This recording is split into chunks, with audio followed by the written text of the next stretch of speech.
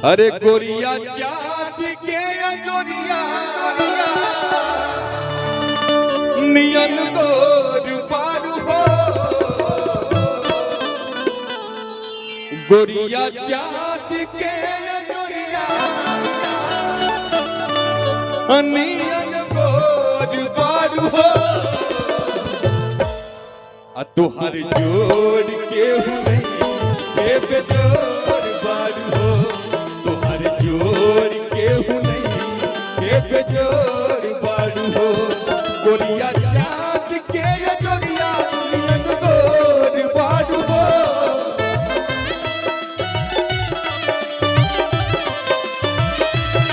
गोरिया चाँद के जोरिया नियन गोर बारू हो। थपरी बजे भैया, बीच में प्रचार जरूरी है, थपरी बजाओ तो रह जा। तुहारी जोड़ के हुए बेजोड़ बारू हो। तुहारी जोड़ के हुए बेजोड़ बारू हो।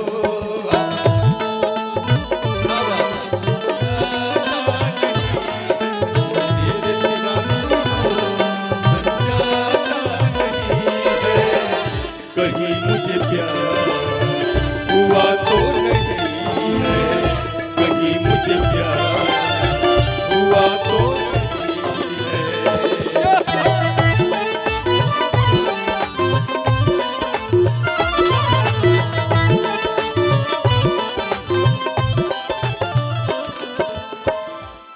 दिल पे बिजली गिरेला जब ताकेलो तू।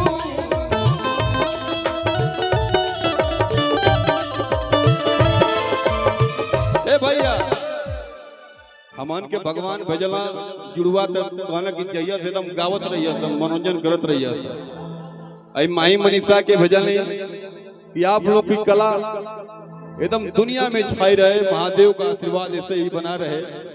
नंदन चंदन यही हमेशा चाहेंगे, आप लोग जहाँ रहिए एकदम गुलजार रहिए। तुहारी जोड़ के हुए बेजोड़ बारू हो। तुहारी जोड़ के हुए बेजोड़ बारू हो।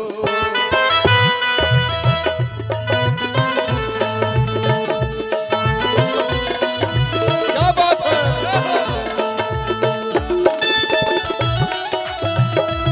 हेलो हेलो,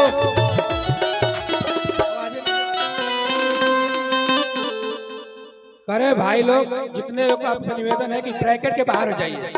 नहीं प्रशासन आ रही है, फिर वही हमको अपनाना पड़ेगा तो समझ में आ जाएगा।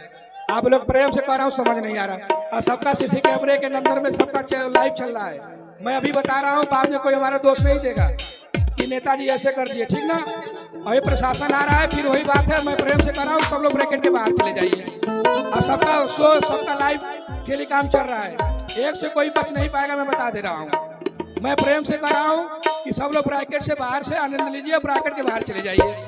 नहीं फिर मेरा मालूम है ना आप लोगों को, तो फिर वही बात में मेरे को कहने की जरूरत ना पड़े, ठीक है। और अभी 10 मिनट के अंदर सभी लोग आ रहे हैं पूरे, ठीक है।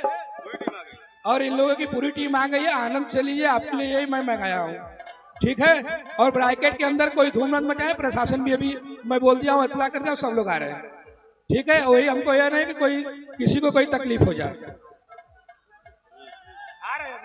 आइए भैया आइए, आप लोग शांति बनाए रखिए एकदम। बाहर भैया जा लोग, बार बार कहे कि ना पड़े। आप लोगों की व्यवस्था है, आप लोग अगर व्यवस्था है आप लोग बनाएं। और कहना है चलते चलते, ज्यादा टाइम नहीं लेंगे। अरे दिल पे बिजली गिरेला जब ताकेलो तू।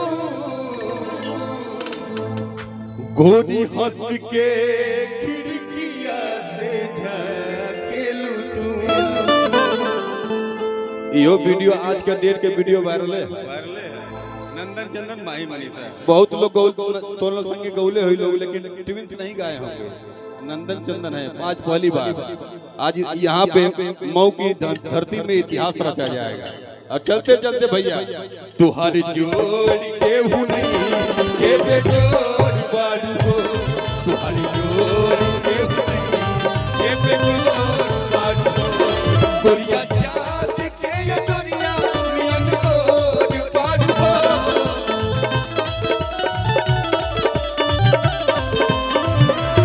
कोरिया चाँद के ये दुनिया नियन गोर बारू हो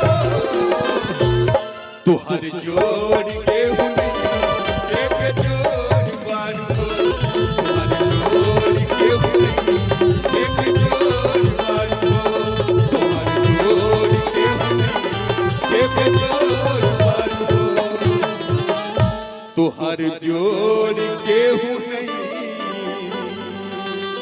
खेपे जोड़ बारू हो। बहुत बहुत धन्यवाद।